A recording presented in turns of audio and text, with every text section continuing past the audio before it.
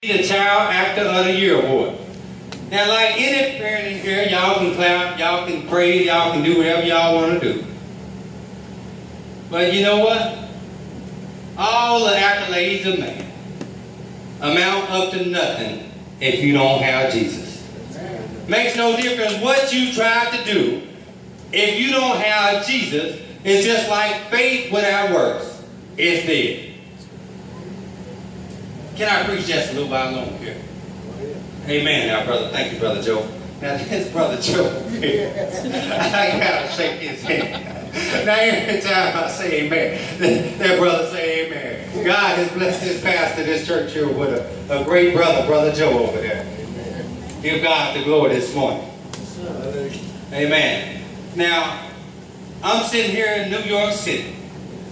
This same city that everybody wear a heart on their t-shirt. To say, I love New York. I know each and every one of you probably just sing that. Am I right or wrong? At one point in your life, well, on the TV show, I'm sure you've seen somebody with a big heart in the middle of their shirt to say, I love New York. Well, I bought one of them shirts too. I felt silly, captain, elated, and I bought me one of them shirts too. I don't know, I probably got 3 for $5. I can't remember. But that's how cheap that is. That's how cheap that means. I'd rather have a shirt that say, I love Jesus Christ. Is that all right? I love JC. I love Jesus Christ. But anyway, I'm going to keep on preaching here just a moment.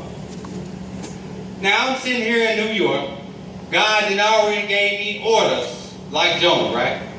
And here I am supposed to leave. Now, my wife texted me that last message I just told you that my beautiful daughter over there, that she got the Child Actor of the Year Award. So I text my wife back. I get on my cell phone, pull it on out my pocket, and get on, I text her back. Wow, we have to celebrate. Have it ever been a time, amen, in your life that you had to celebrate? Now the pastor threw up his hand, that means I got about 5 or 10 minutes. I'm going to make this short, simple, sweet, and to the point. Now, when I was there in New York City, because I didn't leave, me and my wife and kids went out to celebrate. I'm going to make this real quick. I can talk fast too, Pastor. Now, I'm going to make this real short and sweet in my little 10 minutes, 9 minutes. I'm looking at the clock.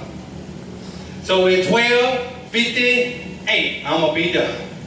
Keep an eye on that for me, Brother Joe. Okay. Now, I'm in the city of New York City.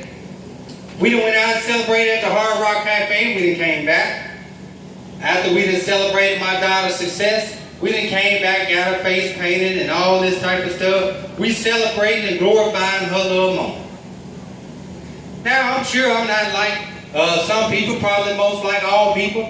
We all like celebrating our children's success. Ain't that right, Brother Joe? Amen. So I'm sitting here in New York City, celebrating with my daughter. I get back to the hotel, wired up on coffee. I'm going to talk like I'm wired up on coffee. So anyway, because I only got about 8 more minutes. So anyway, I'm wired up on this here coffee here, and in New York City. And I get back to the hotel, I'm feeling all good, wired up on this coffee.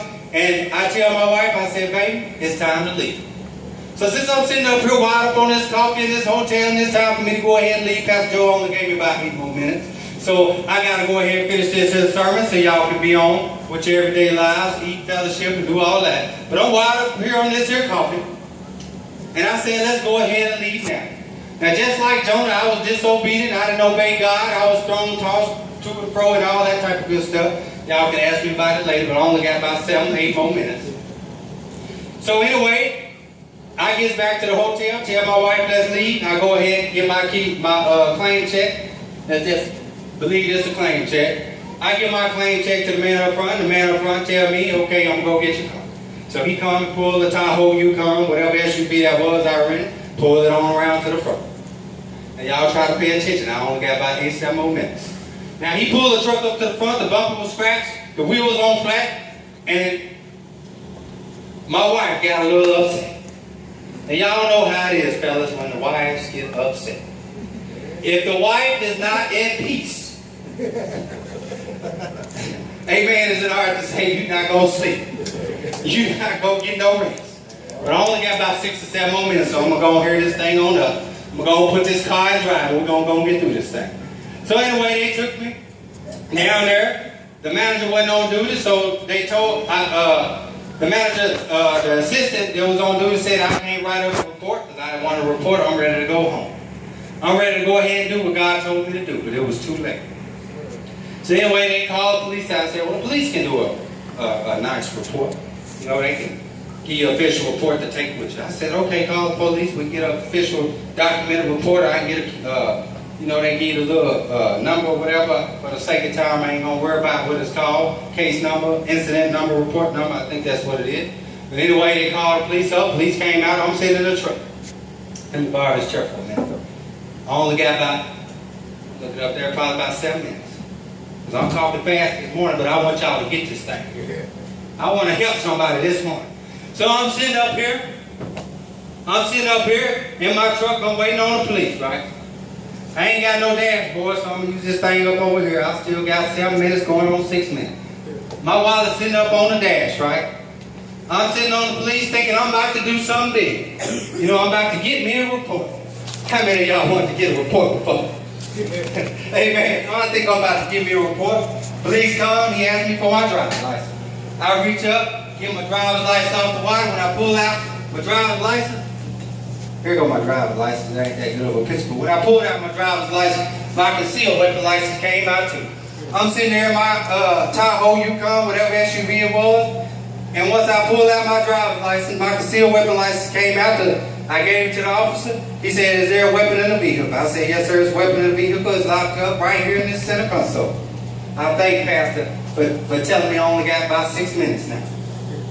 Because that made me get this story over real quick. So I'm sitting here. I tell him the gun locked up in the console. So the next thing he do, he said, okay, Mr. Holt, I need you to step out of the vehicle. I said, yes, sir, one moment. So he opens up the door. I get up out the seat. And I walks around here. And I get up out the truck. He said, Mr. Holt, come on over here to this car. I said, is everything all right, sir? He said, yes, sir, everything all right. Just come on over here and put your hands on this car. So I put my hands on this car over here. And all of a sudden, they pat me down, frisk me. Anybody here say amen, they've been frisked before by police? Good, I ain't the only one. So anyway, they frisked me down. You know, touch me in an inappropriate place to make sure I don't have no weapons. I got about 5 more minutes. I'm going to get through this thing. Pastor told me I got 5 minutes. I'm going to get through this thing. I believe in doing what the pastor says. Because I'm against this morning. All right now. So anyway, they frisk me down, throw me in the back of the police car. They take me down to the precinct. I'm down at the precinct. While I'm down at the precinct, they didn't know my name is Jason Holt. Jason H-O-L-T. Now my God, that enemy come to kill, steal, and destroy. Would y'all believe? Now y'all can run a little criminal check, background check, whatever. That name Jason Holt. Now I'm 35 years old, going on 36. Would y'all believe this? A few Jason Holts out there did every imaginable thing under this sun. I'm talking about they kill people, rob, done all these type of crime. And I'm sitting in New York. They asked me if I ever been to Pennsylvania. I don't even really know on the map right this moment where Pennsylvania is. Have I been to Delaware? Have I been to this town, that town? I ain't been to none of them towns. I got 5 minutes. When you get to 1 o'clock, I'm going to hand you this microphone. Is that all right, brother? Next thing I know, I'm down in jail. They didn't book me in.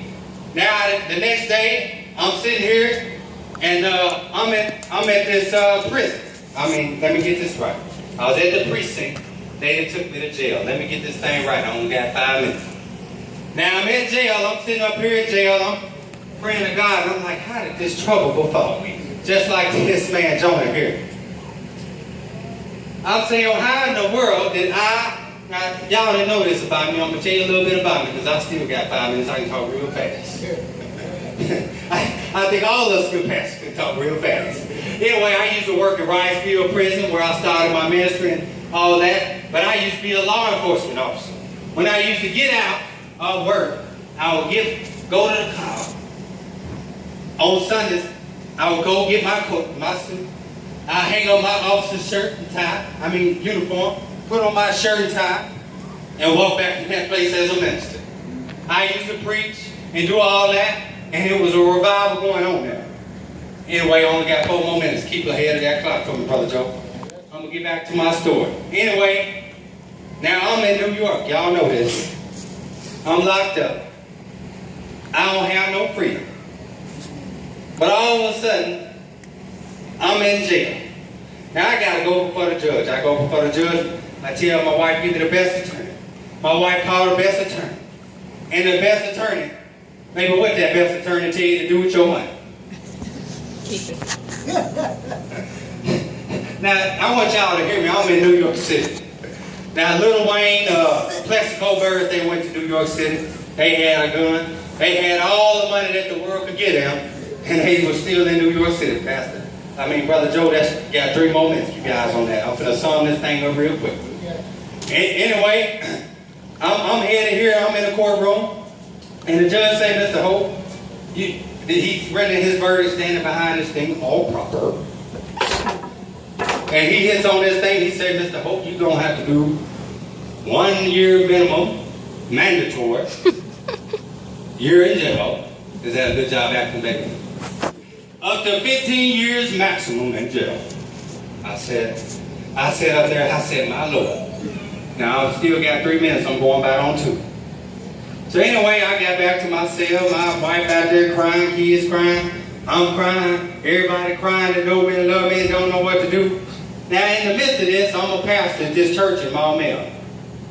See, Satan come to kill, steal, and destroy. He knew that the Lord wouldn't let him take my life, so now he come after me. He stole my finances. I told you about that earlier. Now he's trying to destroy my integrity as a man of God. So I'm sitting up here. Brother Joe, I got 2 minutes. I'm going to wrap this thing on up. I'm going to wrap it up like a smoking train going down. Anyway, I'm going to get back to my story. So I'm sitting here the second day. A man came and grabbed me from my cell, pulled me over here, and by myself, away from the population, there's about 3 or 4 different cells that hold about 50, 60, 100 people. I'm over here all by myself. Now I'm all over here by myself. I'm praying and meditating to God, and I said, Lord, the God of Abraham, Isaac, and Jacob, the God of us all. And I said, Lord, even as you was able to raise your son from the tombs. Now I left this part out because I'm in a hurry. They committed me to this prison called the Tombs. All right, New York got a prison called the Tombs. Yes, I, Jason Hope, was in the Tombs. Now I wasn't in no grave, but it might as well be. Because I thought I was in the Tombs. And I was in the Tombs in New York City. Now it was a long haul, probably about 2 or 3 times. I got 1 minute, I'm going to have to wrap this up for the pastor to come and get me. Anyway, I'm in the prison, in the Tombs. It's all gloomy down all these stairs, go down this long hallway, get on another elevator. All they got is air to say up and down, so I'm riding down. As far as I know, I'm in the depths of hell. I sure felt like the ceiling was only this tall, water dripping down from the ceiling. See how this thing kind of buckled here? Well, it was like water where that thing was, buckling right there, and it's dripping down. Uh-oh, my time almost out. But I pray to God and I say, Lord, I ask God if he can deliver me from these tombs. The same way he delivered his son from those tombs. I believed in God for a miracle that day. I told my wife the last time I talked to her on the phone, I told her whatever she do, get me out of here. Now I don't know, some of y'all might know, may have heard, but once they commit you to prison, it takes a minimum of 72 hours for you to get out. See, ain't no such thing as getting committed in and processed in, and then processing out the same day. Now I'm there 2 days. Now I said, uh-oh, I'm on 1 minute. Pastor, can I have about 2 or 3 more minutes? I promise, I'm gonna be done. Thank you, Pastor. God bless you. So anyway, as I get ready to conclude this story, I'm praying to God, and I'm believing in my God for a miracle. Now most of you believe, and y'all read and heard and went somewhere in your Bible and heard that thing to say, if you have faith the grain of the size of a mustard seed. Y'all believe that, right? The Bible says you can move mountains. You, Y-O-U, can move mountains. Now what if I told y'all this morning the great I am sent me to tell you something different? I better hurry up and preach this thing. I'm about to get the pastor nervous over there. Well anyway, the faith the grain of the size of a mustard seed.